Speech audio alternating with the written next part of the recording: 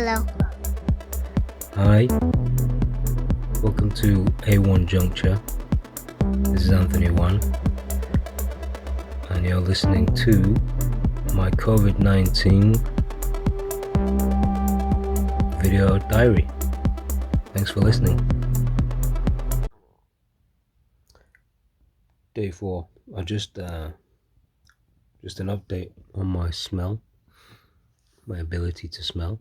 So it seems I've got much better smell ability back. So yeah, previously to this 4 days ago, I could only just get a whiff of something, so much of my ability to smell had gone. So today, day 4, it seems I've got my ability to smell back quite significantly. I've been using this aromatherapy kit, and it's got like I've not been using it on my nose, it's just that I've been using it to smell different smells, different essential oils, just to see if any of my senses had come back. So it seems today, on day 4,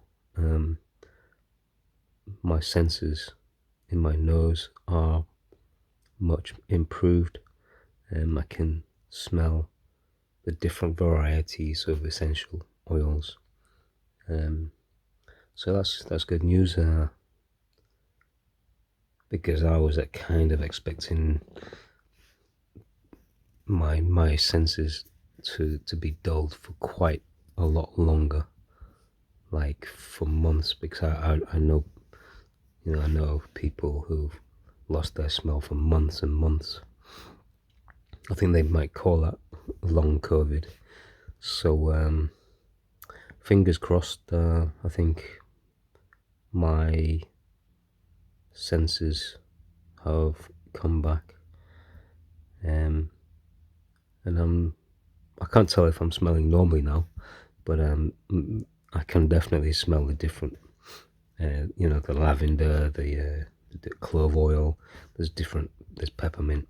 Peppermint doesn't seem to smell very strong, but the other smells are coming through quite a lot better than they were 4 days ago. So that's good. That's good news. Okay. So my thoughts for today is like family perceptions of COVID. So we have family. We have family in Hong Kong. Family over here. People over here. Generally, it's all Chinese. So we've got Chinese people here, Chinese people in Hong Kong, Chinese relatives in Hong Kong.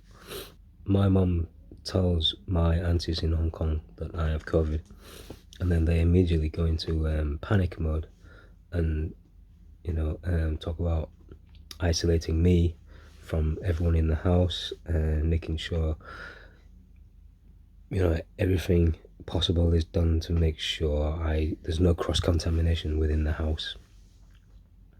And I believe that was like right at the beginning of the pandemic, people were kind of like talking about that. If especially at work, if we do come into contact with someone, we're supposed to come home immediately after, and then shed all our clothes and then keep it all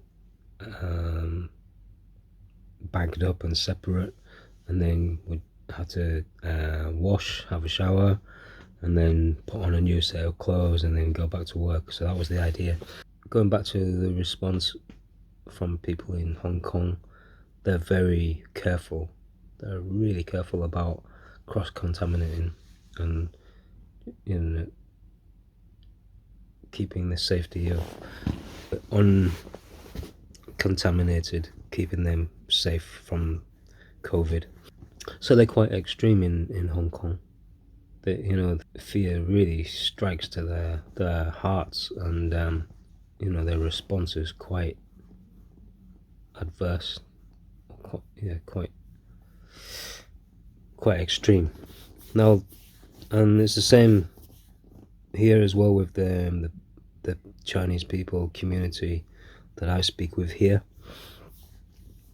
I remember one auntie saying, you know, like Boris Johnson's approach wasn't quick enough and caused the death of many people because it took too long for them to decide to lock down the country. And you know, her feelings towards Boris Johnson was that he should be in prison for the direct murder of all these people who caught COVID. Just looking at people's cultural background and different ways to respond to this. I mean, I suppose in Hong Kong they've been through this before, so I don't know if they've had many thousands of deaths from SARS-1 that's made them, you know, so careful about it, or they've just had thousands of illnesses. I don't know what. Maybe if it caused so many deaths, then it should be treated very, you know, seriously. And it's like, why am I not treating this seriously? Why am I less careful about it? And for me, it's because I've not seen that many deaths. I mean, on the news, yeah, I've seen loads of things like, you know, the ICU units with the nurses all masked up, and those patients with like these oxygen tanks stuck to their heads.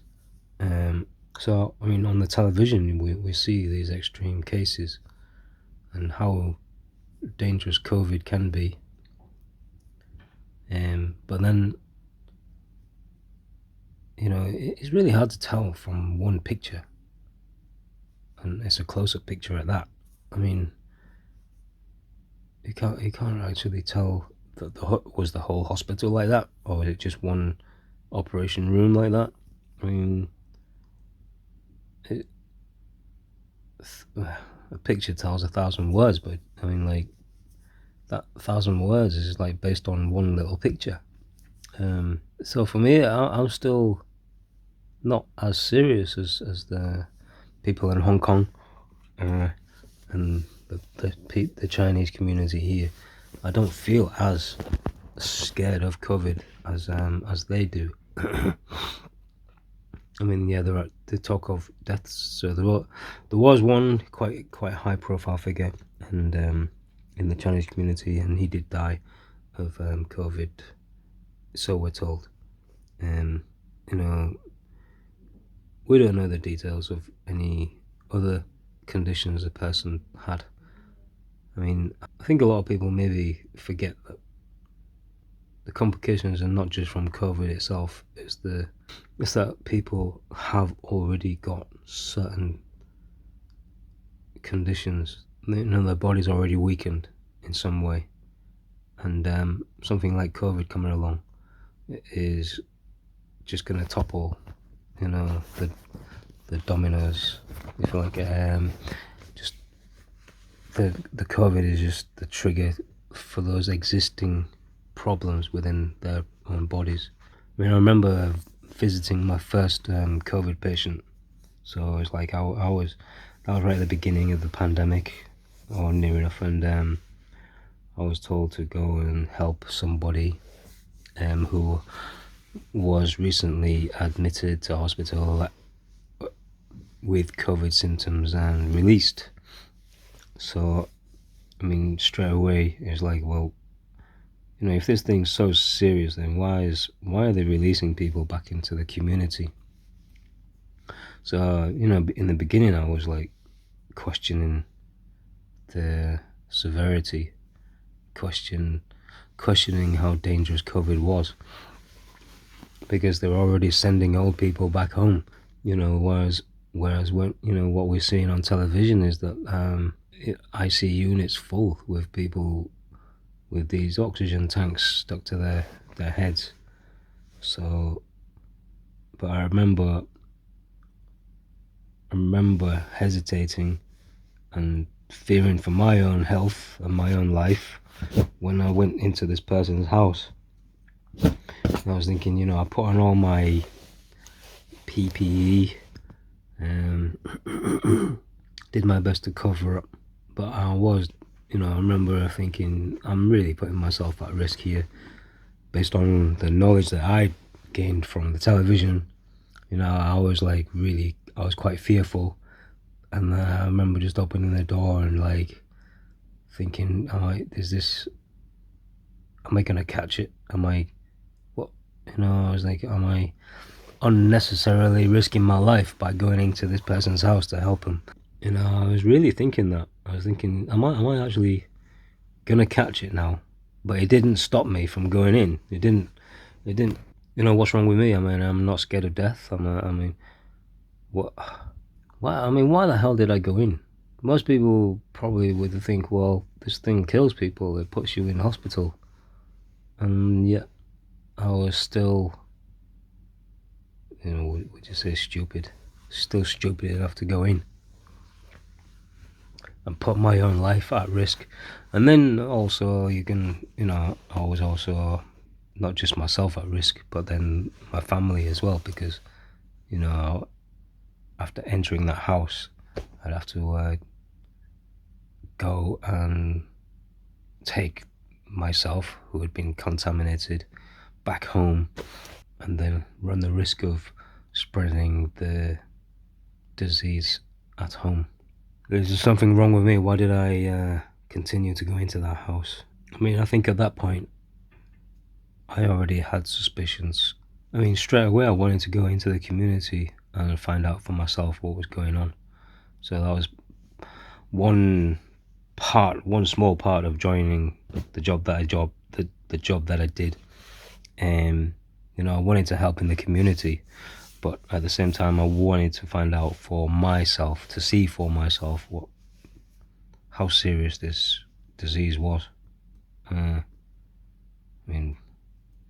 Because I had my doubts to how the news portrayed all of this, and it was making, for me, unnecessarily causing panic in their communities.